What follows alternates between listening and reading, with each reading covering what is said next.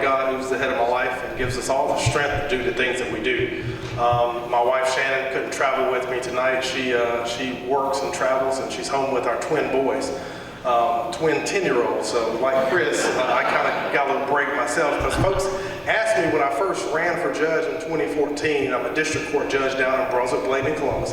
They said, well, Fred, what qualifies you to be a judge? What gives you, other than being an attorney? I said, well, look, they say sometimes attorneys act like 5-year-olds, and I referee fights between 6-year-old twins all day long, so I feel like I'm qualified to be a judge. But to let you know, folks, we have an important generational election this year.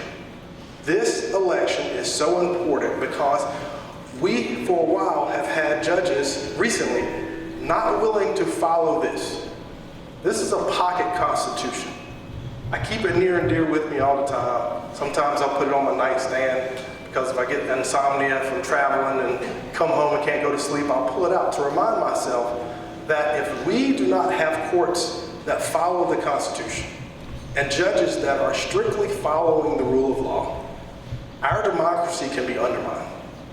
You don't want to go into court one day and have the rule of law and a judge rule this way. And because there's another judge that wants to feel like they want to make it up and legislate from the bench, they rule another way. How can our courts build upon the traditions and the history that we have had since the beginning of time? What I quite frankly tell you is that I'm also a member of North Carolina National Guard. I've served for 27 years this state.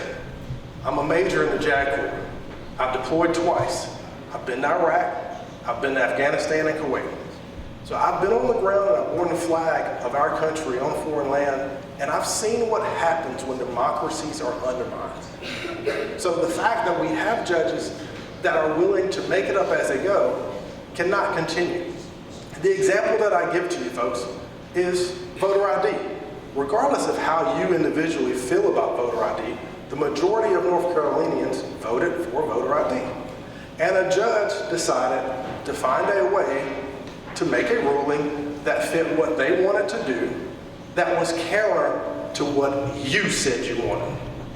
That is the example of why you need judges who are going to follow the rule of law, follow the Constitution, and uphold what the citizens have said.